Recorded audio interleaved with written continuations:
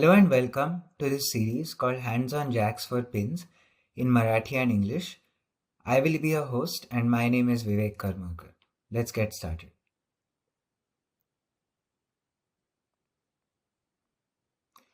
So let me start by sharing my story first. Um, I come from a physics background and I took a very unconventional path where after my basic physics degree I studied sports engineering, following which I worked as a software developer for a sports company developing algorithms for motion tracking. And after that I started my PhD in this area. And while my work was very interesting and I also published a paper, I started to feel left behind. I started to feel that this world of AI was really coming up, and everywhere went, I would hear about neural networks and machine learning, and I felt like I was losing out on opportunities. And everywhere I went, they also said that you need linear algebra and calculus and applied math background and probability and statistics and Python programming, and these are things which I knew, which I had, and that led to me feeling even more frustrated that I probably have all the skills required for this sort of career, but I'm unable to like add this machine learning component to my technical toolbox. So that sort of started this thought in my head that I need to transition to ML. I need to find ways to transition to ML.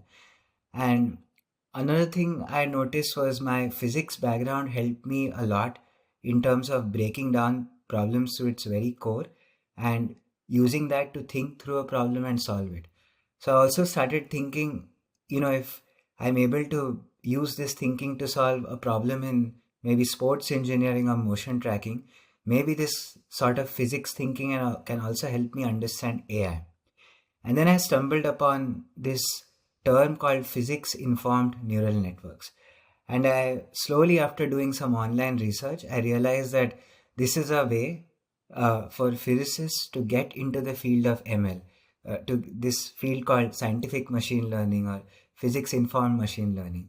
So I started to look for resources, learning material, but I really struggled to find good material. Everywhere I looked, there were only research seminars. So, really motivated by a desire to learn PINNs, physics informed neural networks, I decided to myself start coding up tutorials. And there was an opportunity at my university to teach a few PhD level classes. So, I took that, and slowly I have gained confidence. And I feel like 6 months ago, I did not know anything about deep learning, but with my ability to think as a physicist, I have been able to learn these things, and physics informed neural networks or scientific machine learning is that bridge which can help physicists and engineers to transition to ML.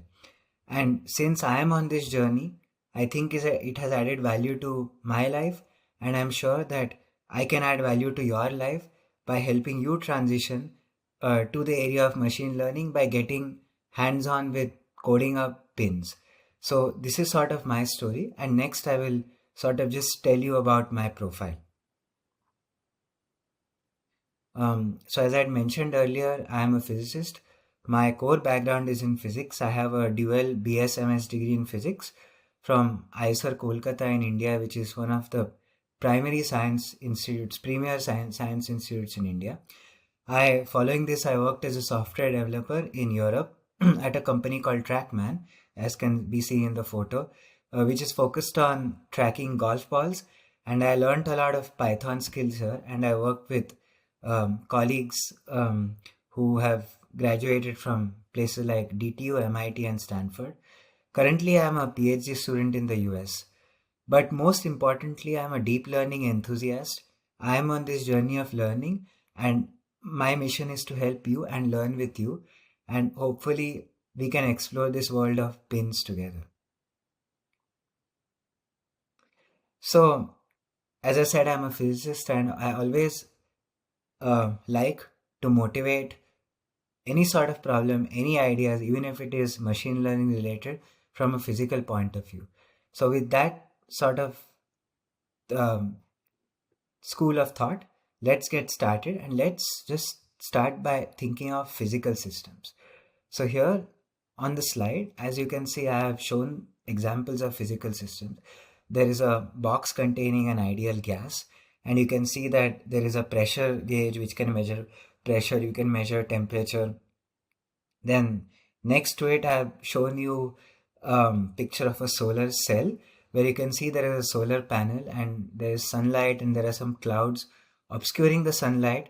The sun falls on this solar panel and some electricity is generated which is powering that light bulb. And on the very right, we have a classic example from physics and mechanical engineering, which is a simple harmonic oscillator.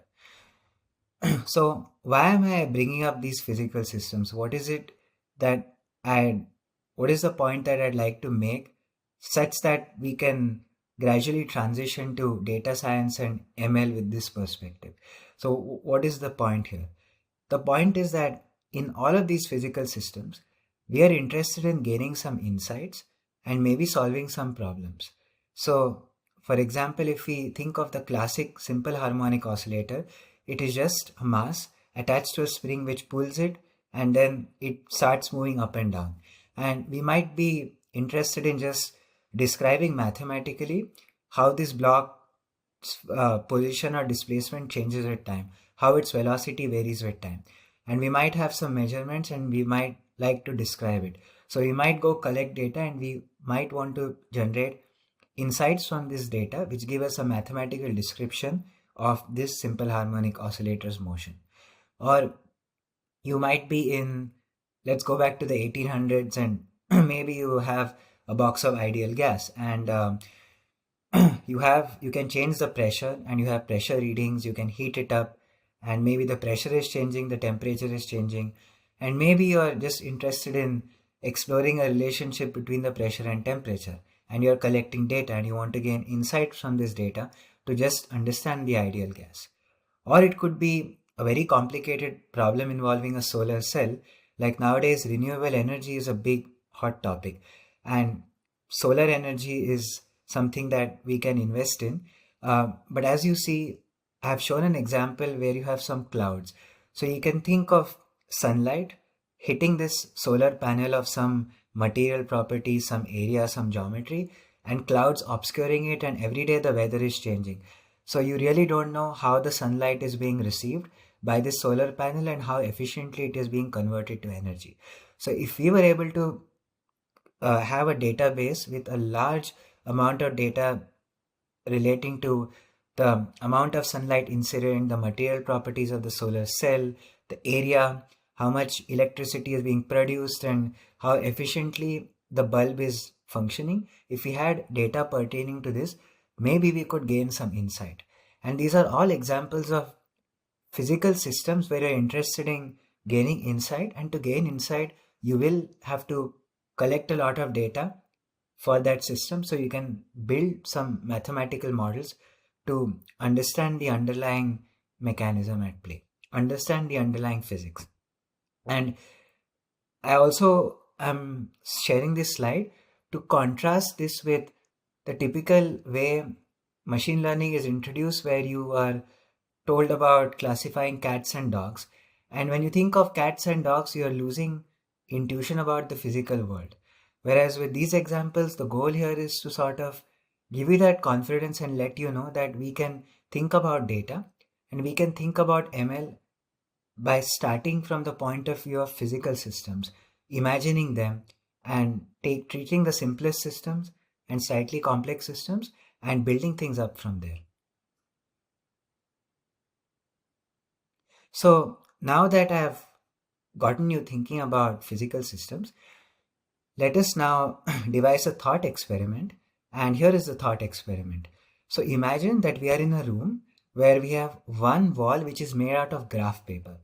And what that means is that if somehow you had a camera pointing towards that graph paper and you had something up against it, you can get measurements.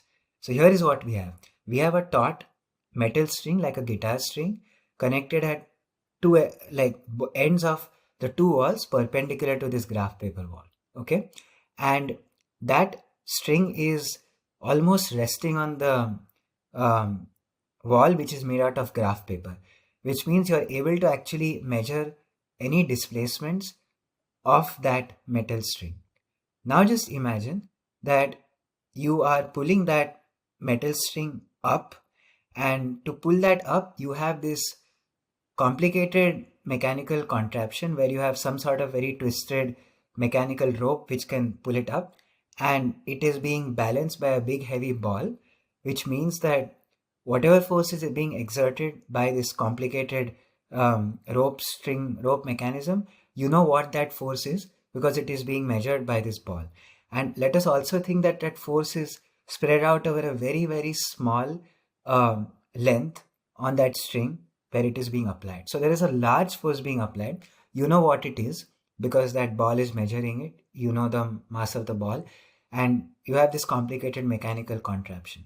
So it pulls the string up, okay? It pulls it up slightly, and now you have the string in this shape, which it is being, every point has been being displaced from like a flat horizontal metal string.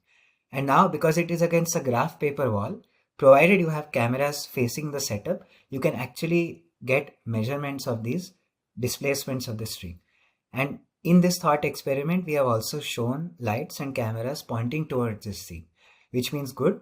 We have displacements for each point on the string, and we also know the force which is being applied because the force being applied is being balanced by the gravitational force of that large ball. So now we have the force being applied on a very small length, and we also know the displacement of each point. This is one setup. Now we will move to the next slide. I will describe another thought experiment here.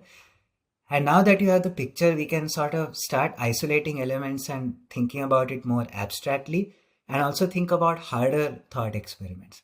So let's say we have abstracted this to just two walls, a string, and you're pulling the string in the middle.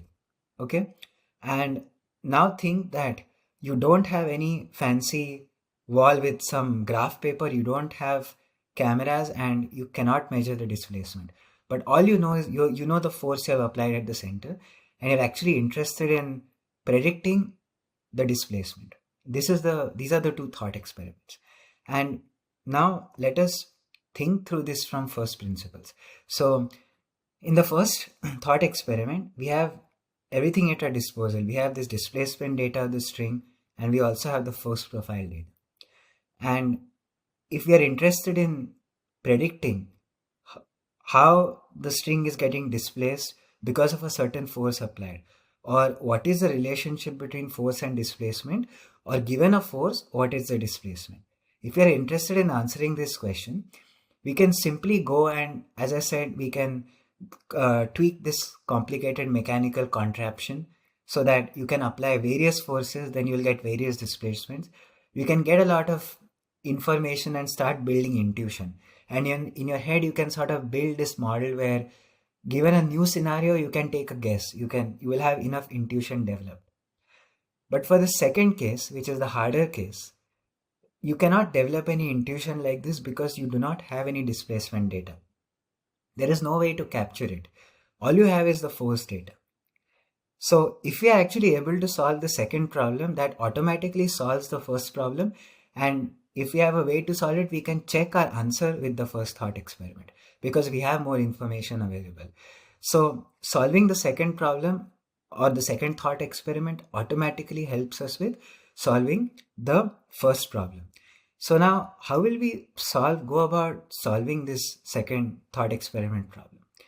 If we had a mathematical relationship which describes cause and effect, meaning given I'm applying certain force, how is it getting displaced? If I know how a given force produces a given displacement, if I know a mathematical relationship describing this cause, which is the force, to effect, which is displacement, then I can predict it. And this is just another way of saying I need to know the laws of physics governing this. And the laws of physics are like a first principle approach, which is very typical in physics and engineering, where we have a system and we write down the governing equations or the laws of physics. So for our mechanical systems, these laws of physics are called the equations of motion. And we will start right from scratch by deriving these equations of motion for our mechanical system. So let's go ahead and derive these equations of motion. So here I have shown you the setup. So we are currently there is nothing dynamic, as there is nothing changing with time. We can assume an inertial reference frame with the y direction opposite to gravity and the x direction being parallel to the string when it is at rest. Okay, now let's just focus on a tiny element which is being shown in this dashed square, and let us just think about the free body diagram and write down the equations. So on this tiny element, you will have the string tension pulling it on both ends of these tiny elements. And we can decompose that string tension vector into like a x component and a y component. So now if you think about the balance in the x equations, in the x direction, you have no external force pulling this string. You have an x component of tension pulling it like this and another one pulling it like this. So they both must balance out. So mathematically, if we write this, we can say the component of x component of tension T subscript x evaluated at x plus a small dx minus the tension component x, so Tx evaluated at x, must equal 0. And now what is the x component of tension? It is nothing but the tension evaluated at x into the cosine of the angle that small element makes with the horizontal, which we will denote by theta of x. So then what you will say? You will say I have the tension at x plus dx into the cosine of the angle theta evaluated at x plus dx minus the tension evaluated at x into the cosine of the angle theta which is evaluated at x, and this difference must be equal to 0. Now we will use the small angle approximation because we are pulling the string slightly and these angles are not very large. And when the angles are small, you can just throw away cos theta substituted by unity, by 1. So we throw it away and we say tension at x plus dx minus tension of x is equal to 0, which means the tension in the string is constant. Now that we have this, let us look at the equation in the y direction. Now in the y direction, like x, you will have the y component of the tension evaluated at x plus dx minus the y component of the tension evaluated at x. But now you will have a small gravitational force pulling down, which we'll denote by minus dm into g, dm denoting a tiny mass for that element. And then we know that we are pulling the string up with this very complicated mechanism, and the force is sort of concentrated at the center. Let us just mathematically represent this by an external force per unit length field, which we'll say F external x. This is a force per unit length and this is a force field, right? So because it is a force field per unit length, you have to multiply by dx, and that is pointing upward. So we add a term plus dx into F external x is equal to 0. Now again, we will what we will do is we will first throw away the gravity term, because the gravitational effect is very, very small compared to this large external force. So it is fine to make that assumption, simplify the model and just throw that term away. So we throw that term away, and then just like we did with the x component, we used cosine theta to sort of represent that component. Here we can use sine theta and the same logic. So then we'll get tension evaluated at x plus dx into sine of the theta of the angle evaluated at x plus dx minus the tension evaluated at x into the sine of the angle theta evaluated at x is equal to negative of dx into that force field, external force field. We took that term on this other side, the force term, external forcing term. And now because the angle is small, you can replace sine theta with tan thetas, and tan thetas are nothing but the derivatives of the displacement. So you can eventually get this equation where you can factor out the tension evaluated at x, and you have this difference of the first derivative evaluated at x plus dx minus the first derivative evaluated at x, where we are talking about the first derivative of the displacement, and this is nothing but the external force field per unit length evaluated at x into dx with a negative sign. Now, as you would recognize, this difference between two first derivatives for points which are very close by is nothing but the second derivative of the displacement into that tiny length dx. And if you use this formula, the dx's will cancel out, and this constant tension x can be moved to the right hand side and put down in the denominator downstairs. So eventually we end up getting an equation which is del to u by del x square, which is the second derivative of the displacement of this string, is negative of some function g of x, right? And what is this g of x going to look like? This is a external force field per unit length divided by some constant and the negative of that, right? So the g of x, like what that really means is, it is like, if you think of what is happening, you are pulling the string at the center, right? So if you think of points away from the center, nothing should be happening. External force should be zero, external force per unit length should be zero. But in the center, the small length over which that force is being applied, we can have a simple model where we say in that range it is just some small constant value, outside it is zero, some large constant value, such that when you integrate it over the small length, you get the mg of that big ball. So it should just look like a top hat function, right? G of x should be a top hat and it points upward, so minus g of x is downward. So this is your governing equation. You just have the second derivative of the displacement of the string is equal to minus g of x, where g of x is nothing but a top hat function. Now that we have the equation of motion, let us proceed. So how do we solve this equation of motion? And there are various classical ways to solve this, but my goal here is to motivate neural networks and the data science machine learning way of thinking using physics. And that is why I've used the word one way to solve the equation. So one way of solving this equation is actually to use neural networks. And I will sort of explain what I mean by this. So let us just go down to the basics. We have a differential equation, right? We are interested in this displacement u of x, which is unknown, and we have this mathematical equation. So let us say that we could replace this u of x with a very, very simple mathematical model. When you replace something with a very simple mathematical model, the technical term for this is called surrogate model. So let us assume that we can replace this u of x with a surrogate model. Now, okay, we replace it, but what surrogate model can we use? We want some kind of model which is capable of representing any mathematical function, because if it is, then it can obviously replace this displacement u of x that we're interested in. So what entities or what things exist which are capable of representing any function? So neural networks are known as universal function approximators. They are actually good examples of objects or entities which can sort of model any function. There are some subtleties here, but still you can use a neural network to model any function that you're interested in, which you don't have much information about. So first we said, okay, we have u of x that we would like to find. We replace it with a surrogate model, which is just a simple mathematical model which does the job.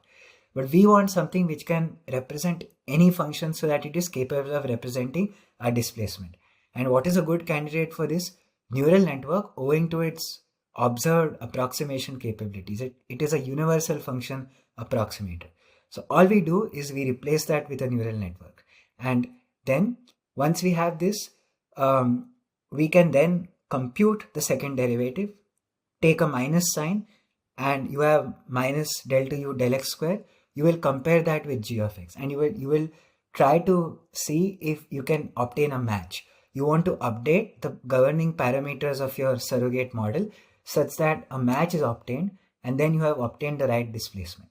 So in simple words, what we are going to do is, you want to find this displacement u of x. You will simply replace this u of x with a neural network, and then downstream we will solve this problem. That's it. Simple idea. You have a simple system that you understand really well. We derived the governing differential equation. One way to solve it, the data science way to solve it, is just replace it with a neural network and do the standard neural network processing downstream. That is the basic idea. And you can do PINNs. That is the message. So now that we have said that we can actually replace our u of x with a neural network and compute this second derivative and do all this downstream processing, we should take a step back and ask the question, but what are neural networks? Let us just take a step back and understand the very basics, right? Let us not just throw terms around. What are neural networks? So neural networks are primarily were designed to mimic human intelligence. They are mathematical abstractions of intelligence, and they are in the form of bipartite graphs. What does bipartite graph means? It just means like you have, let's say, two two sets of these circles which we call nodes, okay? And you have line segments which we'll call edges, and any of these edges or line segments can only go from these tiny circles on the left to the right. So here we have this set U and we have this set V, these orange and blue dots. An edge or this line segment can only go from a circle in U, this orange circle, to another circle in V in the shown in blue. You don't have connections 1 and 2. You have 1 and B or 2 and C. So that is the meaning of bipartite, that your edges are going to connect one set of nodes to another and they are not internally connected. And graphs just means you have these line segments and you have these circles and they're connecting each other and it is a graph. So it is a bipartite graph. It is a mathematical abstraction to represent intelligence. And these tiny circles are the fundamental processing units of information and they are termed neurons. And these, when you take these neurons, put them in a set, it's called a layer, and then you have another layer, you connect them, that's a bipartite graph. You can connect many such layers and you get something called a deep neural network because you have more of these layers. And these have observed approximation capabilities, meaning that you take a function and it has been observed that they can approximate it. The use of the word observed has a lot of subtle context, but we will not for now get into it or confuse you or overburden you with a lot of these subtle mathematical details. The basic idea is that it is sort of this circles and lines, a bunch of them, that's like a network. It is a representation of intelligence, it's mathematical, and you can replace your desired function with this and do a lot of computation downstream. That is it for now. So let's move on. So now we have told you what neural networks are. We said that our physics problem can be solved by, replacing our quantity of interest with a neural network and doing processing downstream. And we said that this course is about pins. But so what are pins, right? What do pins stand for? So you see in this figure, I've shown you this neural network figure. There's a plus and there's a tiny screenshot of like a blackboard with a lot of equations, which just is a representation of physics. And then there's an umbrella shown, right? So pins are short for physics-informed neural networks. And physics-informed neural networks are a class of mathematical processing algorithms that belong to the broad family of physics-informed machine learning. And physics-informed neural networks or physics-informed machine learning, these are just umbrella terms, meaning these are very, very broad terms used when you have anything where there is physics and where there is machine learning, neural networks, AI or data science. Any combination of this sort just comes under the broad umbrella of physics-informed machine learning. It is as simple as that. It isn't some very, very complicated thing which is very special. It's down to earth. It's very simple. If you have data science, ML, AI, NN, any of those sort of frameworks, you integrate domain knowledge, physical knowledge, scientific knowledge into it. That's a physics-informed neural network. That's physics-informed machine learning. That is it. As simple as that. Let us move on. So now that we have introduced NNs, introduced pins, sort of mapped our differential equation problem, let us also talk about another very prevalent problem in data science called the regression problem, where you have a bunch of data and you're just sort of trying to see what function models that data. But again, with this philosophy and school of thought of motivating things from physical perspective, let us go back to this one example we had of our physics system, the simple harmonic oscillator, right? Shown on the right, just going up and down. And here, let us actually think that we have displacement data, meaning maybe you put some tiny red mark, it's going up and down, you have a camera and you measure it, right? But you get a lot of blurry displacements and it looks like this in the bottom figure. And now let's say that here you're actually just interested in, you want a function to describe the displacement of the simple harmonic oscillator at points you did not capture. Plus the other thing is, because you had a camera and you're tracking this marker and it was maybe blurry, you get this thing which looks very fuzzy. It's not like a clean looking thing that you would imagine in your head, like a sine curve. So that is also a problem. The technical term is noise. It's noisy data. And you might want to evaluate it at points which you did not measure at. You might want to interpolate it.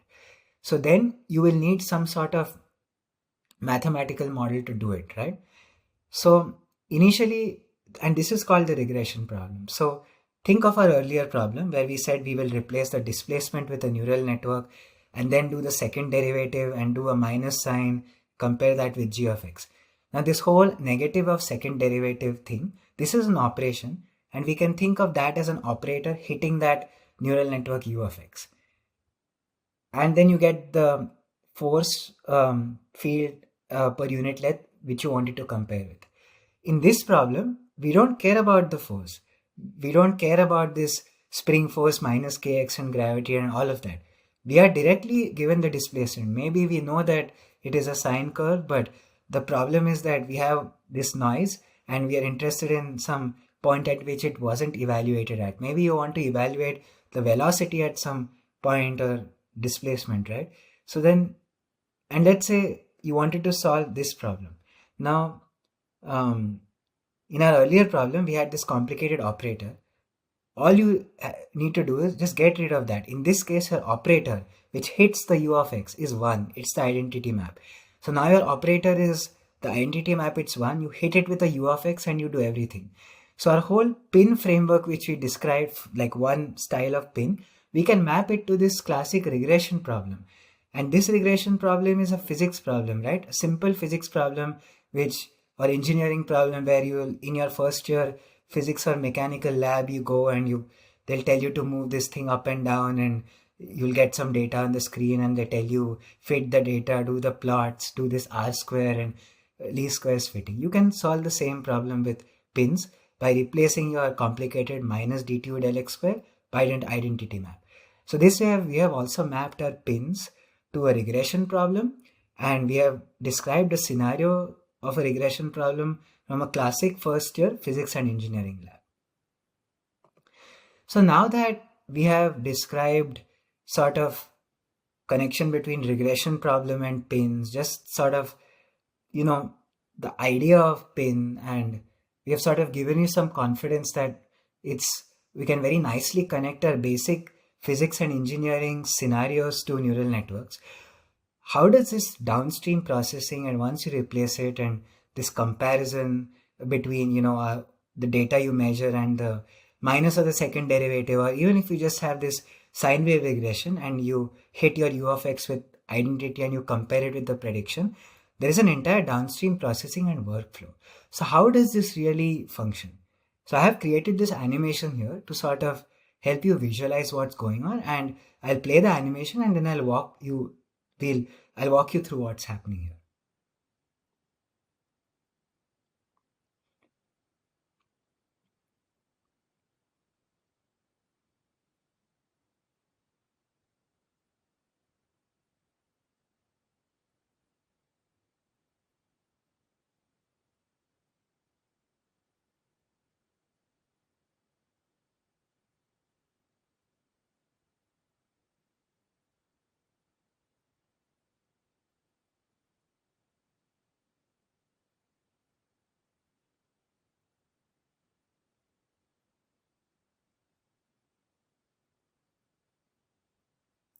My silence was intentional.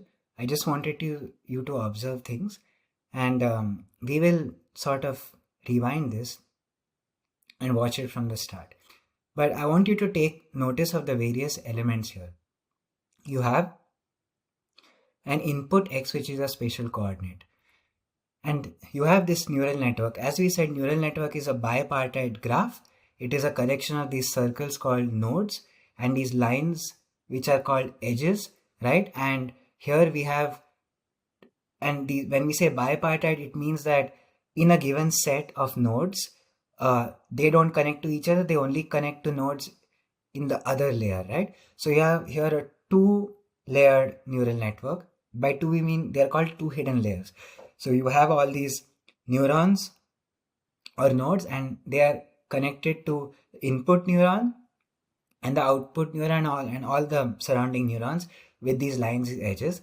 And the input neuron takes the input x, the spatial coordinate x as input. So we have this input x circle, and it's connecting to that input circle, red circle, right?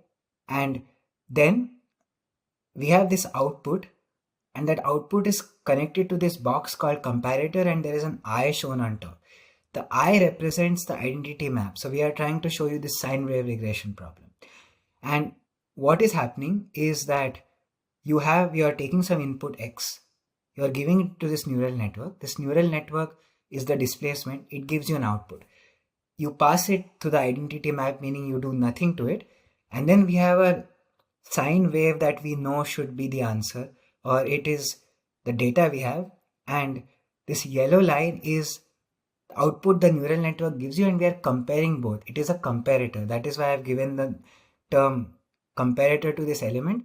The technical term is called computing the loss function. Now we compare this, compute what error is there, what difference is there. And we visualize this on the error meter.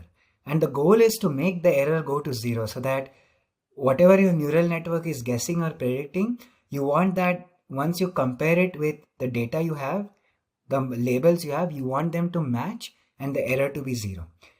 And here we are visualizing the error dynamically as things are happening. But typically in PINN workflows, what you do is you keep track of the error, you record it in a variable called loss history, and at the end you will display this loss history, okay, plot. But here we are capturing the error, and this error is fed to this box called optimizer, which looks like your very old style big computer bags with the fans, right? So these are like your big processing units which do all the heavy computing, and these are given the error or the mismatch, and they decide how to change the parameters of the neural network so you have a better prediction and lower error, right? So that is why this whatever comes out of the optimizer, the updates from this box are fed to the orange box. And notice that there is an orange box outside the neural network, and I'm not drawing the white lines of the optimizer to the input neuron or the output neuron. And why is that? Because the outputs of the optimizer are used by the entire neural network, right? The entire neural network has a parameter spread all across them. So that is why the line segment ends at the orange box, to signify that the optimizer update is for the entire neural network. And this process keeps happening, and you can think of it as an informational circuit. Just like you have electrical circuits with a battery and a capacitor, and you have maybe an amp meter to measure the current, and you start the battery and the capacitor is charging. Once the capacitor is charged, amp meter will go to zero, current is zero, you can remove the capacitor. In the same way, this is an informational circuit, and it is being charged or trained. It is learning information, right? That is what we mean by learning. But as opposed to the traditional circuit diagram, the thing is that the inputs and outputs mean something different. We cannot just, that is why like a traditional circuit diagram, we cannot connect the optimizer to the input or the output nodes. It has to be connected to the box, because this is an analogy. But you can think of this like at an analogy level, like an informational circuit flow, and you're charging the neural network, which is called learning or training it, with information, and once it's charged, you can remove it, feed it a new input, and it'll give you the desired output on some new example, right? Now that we have all of this in mind, let us sort of play the animation, and you can look at all of the elements and the information flowing through the neural network. Like some of the edges will get highlighted. You can see how this yellow line, which is flat initially, will gradually match the blue data sine curve, and how the error meter will go from 0.5 to 0, and all along the optimizer is at work. That circle keeps rotating. So we can sort of run through this animation again.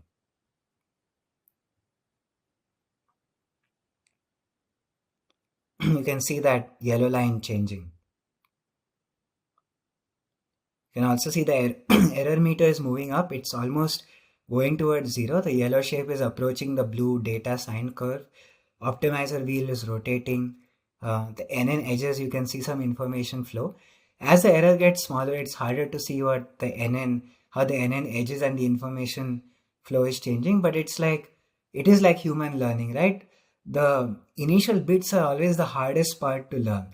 This is my first video and it's taking me lots of time to make, right? But hopefully I'll get better and better as I learn things, and then it's the smaller increments which are not visible but they have impact and get you close to the getting the exact product, right? It's a very similar process if you notice here.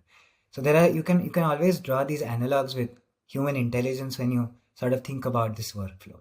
But this sort of modular workflow is also what we'll be using later on when we code our things up in JAX. We will be having these dedicated modules like coding up the neural network class, coding up a loss function which is representative of this comparator, pulling out the loss history to then plot the loss history landscape, having the optimizer set up with the optimization steps, and using libraries like Equinox and Optax which are built on JAX, and sort of developing this boilerplate code which you can use again and again. So we will be having all these elements in our coding workflow, and I would like you to start thinking in these modular terms and in terms of this picture. And anytime you want, you can go and watch this animation and have this at the back of your mind, right? Have the fundamental ideas at the back of the mind. Remember, we can connect physics to data science. There is always data in physical systems and we need to draw insight. And think of this and then think of connecting this to a coding workflow in terms of this modules connecting each other. So that's it. I hope you are sort of developing some intuition with this animation. Okay, so we spoke a lot about the PINN workflow and solving a physics problem by replacing it with a neural network and doing this processing downstream. But we also told you about this first thought experiment where you had this nice graph paper wall and you had access to all the data available to you. What about that scenario? How can you use neural networks or ML there? That's actually a classic ML way of solving things. And the reason I bring this up is it does connect to everything we've been discussing, but we should always think about a problem from multiple points of view, and we should also ask this question, that is the traditional ML way also applicable to the same problem, and if you use it, in what ways does it differ? That also gives us a better understanding of the PINN framework. So here what we can do is we have access to now all the force fields, because you can use that mechanical contraption to apply various force fields which look like this. You'll get a lot of displacements which you can measure using your cameras and fancy wallpaper graph paper wall, and you have all this. Now I have a question for you, right? Now if you throw neural network at this and you have a lot of force and then you have a lot of displacement, and given a force you want to predict the displacement, you can throw a lot of force at the force field profiled at this neural networks, a lot of displacement field profiled, and say learn this mapping. That is a traditional way of doing it. I'll give you maybe 30 seconds or let's say 15 seconds to think about, just take a guess. What do you think is different? What are we doing here which we aren't doing there? That will help you get some insight into PINN and difference between PINN and traditional ML. Okay, your time starts now, 15 seconds.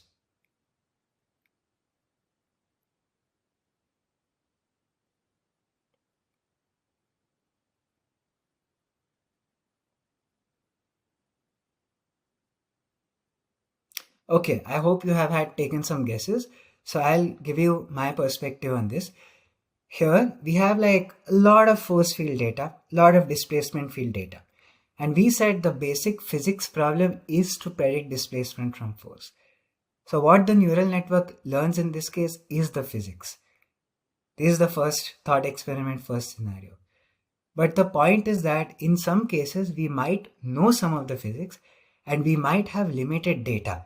Like we might not have these fancy cameras and this wall made out of graph paper or whatever it is, right?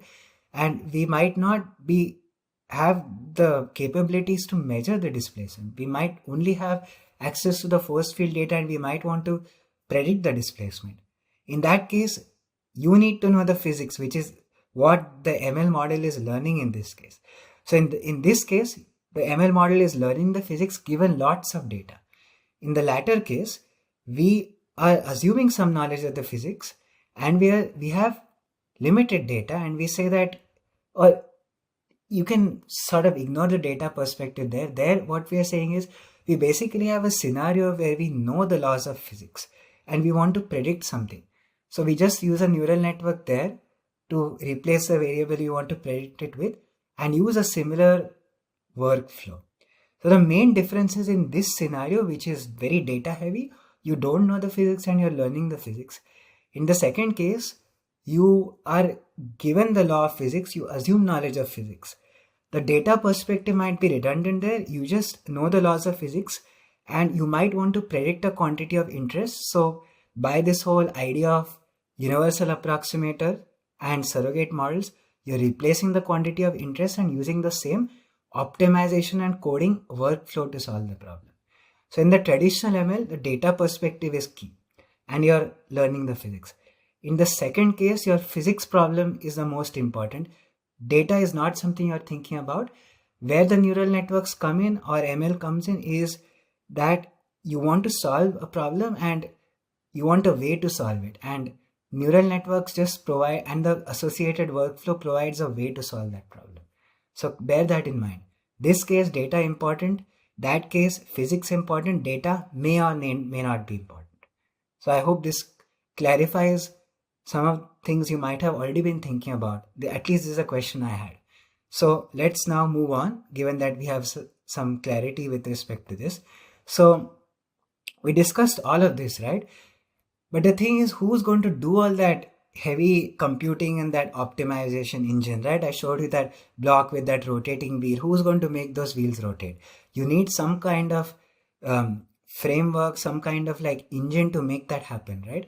And if there is an engine you want to learn, you probably want to learn the cutting edge best tool which is out there, which will help you get ahead in your career, get jobs, become better at your current jobs, just get improvements, right? So there is a library called JAX by Google's, I think, DeepMind for high performance numerical computing. It was released recently, and JAX is being used at like the top places in the world to do this. There is a professor at University of Washington called Steve Brunton who's collaborating with a startup called Collimator, and they're building the next generation of automated engineering tools, and their backend is completely based on JAX. So JAX and Julia are like the powerhouse libraries and languages for scientific computing. And Rajat and Sridhar are experts in Julia. Here we are going to be talking about JAX.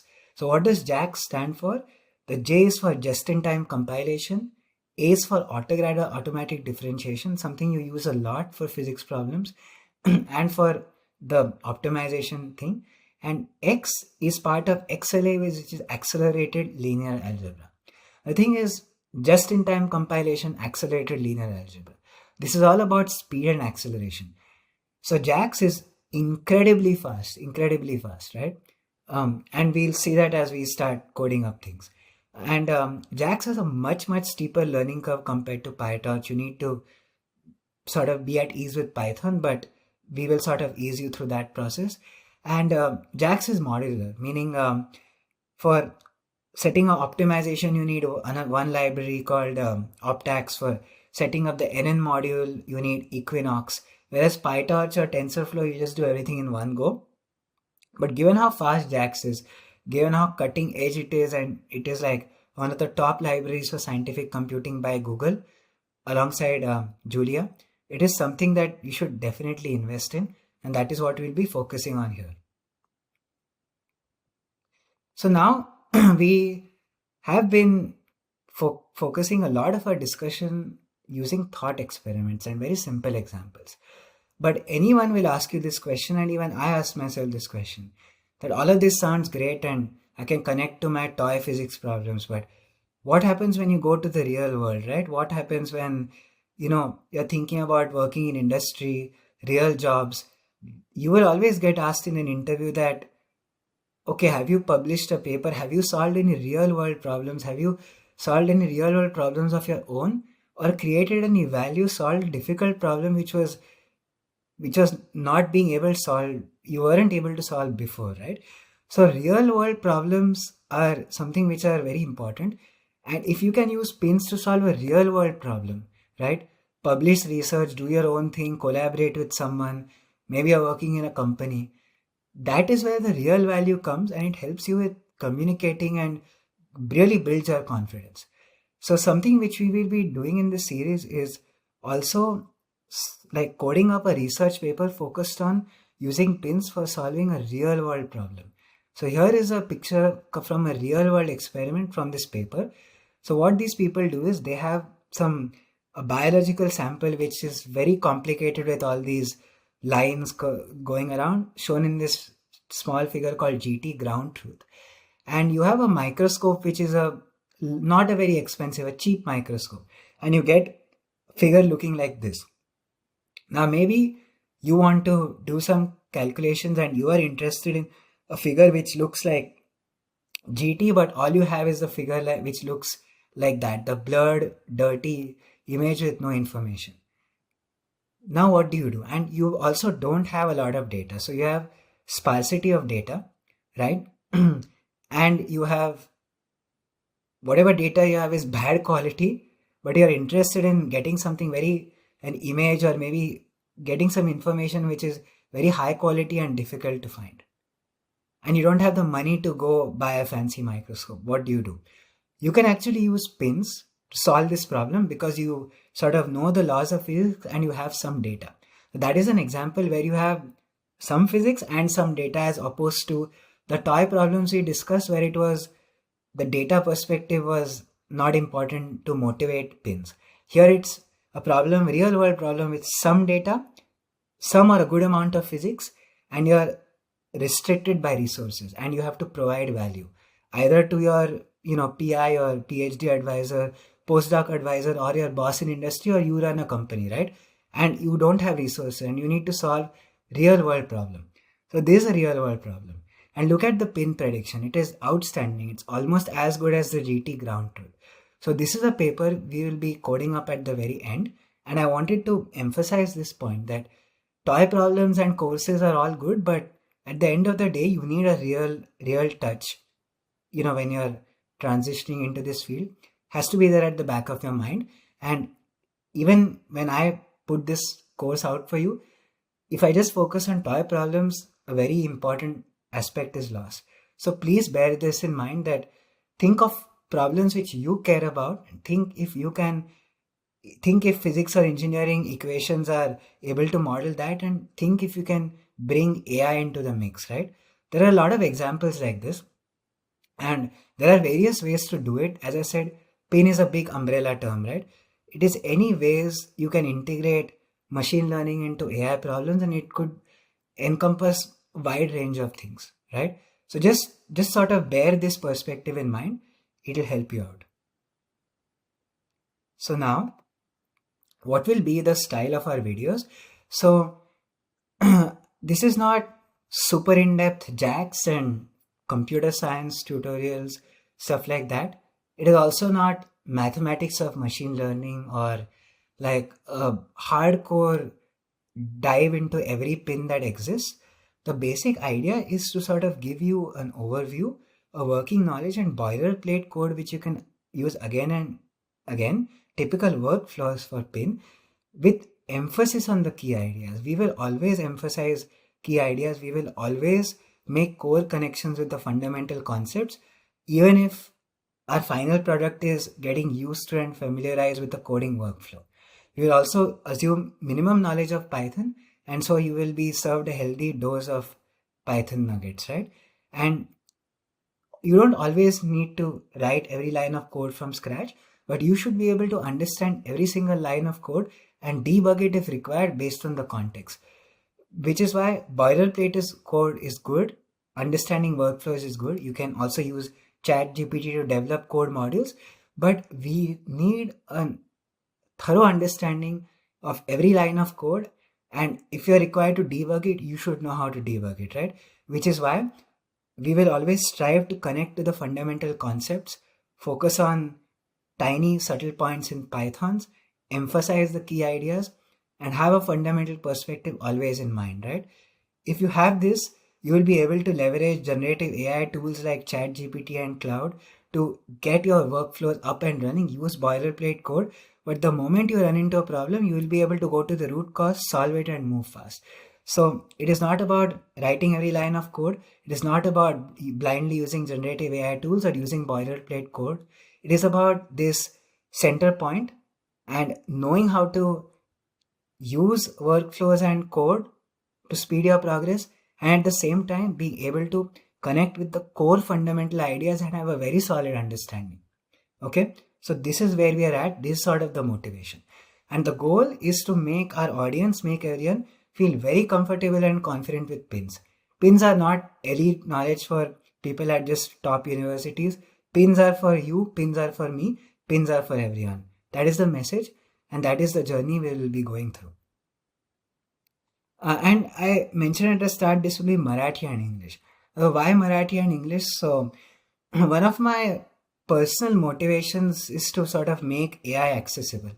And I think given that I'm from Pune, I speak a mix of Marathi and English. I think if I create some stuff which is a mix of Marathi and English, it is going to bring maybe a lot of value and make it accessible to a lot of people where it previously wasn't. And I was speaking to Raj about this, and this concept just felt interesting and fresh. So we thought, let's give it a go. So this video has been recorded in English, and I'm planning to record one in Minglish. So now what will be the plan for this series? So this is week 0. This is just the introduction, giving you the overview. And we have sort of laid sort of the groundwork for this regression. We mapped pins to regression, and we sort of spoke about pin. And we derived this equation, right? That minus del to u del x square is equal to g of x. That is called the classic 1D Poisson equation, right? So we will be sort of sticking to the ideas we discussed today. So we will be doing a neural network for regression.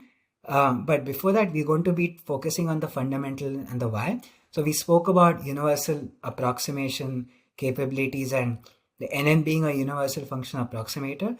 So the next lecture will be like why neural networks, like why neural networks, right? The connection to the universal approximation theorem. We will be doing a visual introduction to this topic. After that, we will be looking at just the sine wave regression problem with the simple harmonic oscillator using a multi-layer perceptron in JAX. Then we will discuss in depth what are pins. It will be a discussion using the foundational research papers on pins, right? After that, we are going to go to our way, this 1D Poisson equation we discussed today, code up a pin in JAX, right? And that whole workflow animation you saw, sort of build those things. That was built for the sine wave regression. I actually use the data from that code to build that animation. We will be looking at that code in detail for the sine wave lecture, and then we'll be doing pin.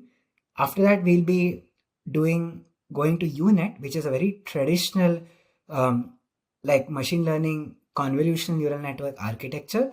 But again, we'll be going to be looking at a very unique fundamental perspective, which is connecting it to something called the singular value decomposition, a very key concept in linear algebra. We'll motivate UNet and develop the underlying intuition using the SVD.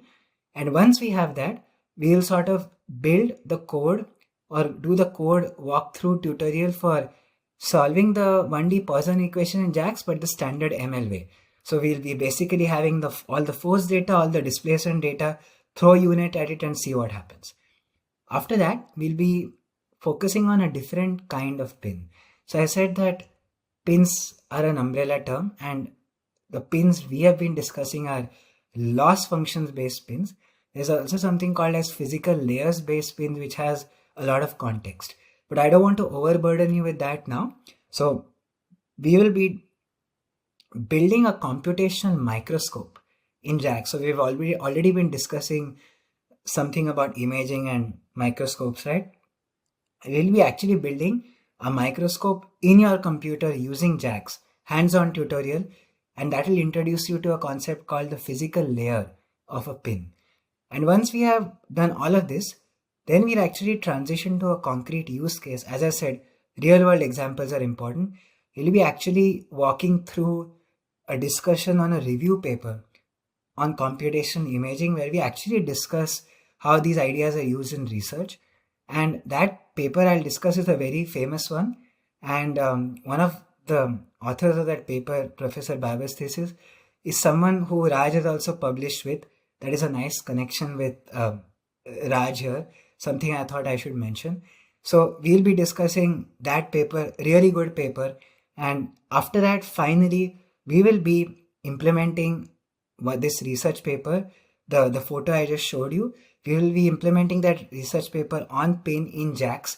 It will combine ideas, it will combine unit, it will combine physical layers, it will combine the PINN workflow, which we have been visualizing using this animation. And then at least you can put one bullet point in your CV that I implemented existing research paper, right? And that will add value, right? So this will be the plan for the series. So I hope I have given you like a big overview. And like in the next video, we will kick off this series with the technical heavy lifting stuff with a visual introduction to the universal approximation theorem. So I hope I have sort of given you a very like broad perspective and like a storyline where I told you where I was at, my story, and like how this series will proceed and how it could help you. But I would like to leave you with this thought or this question, that think about your why. Think about why you want to do this. Like, sure, there are job opportunities and this will help you go ahead in your career. But you as a person have a story. You think about a lot of things, right? And you have your own struggles and you have your own values. There might be something which really resonates with you, which makes you feel like this really adds value to your life. By learning this, you can add value to someone else. If you feel this way, you will get this internal motivation. And once you have that, you don't need anything else, right? Everything will follow. So maybe take a moment, after this, maybe go for a walk, drink tea, drink coffee. Just think about this, right? Think about why you want to learn this for yourself. What do you care about as a person? How does this add value to your life? And how can you learn this to add value to someone else's life? Just spend some time thinking about this. And this will definitely open a lot of doors for you.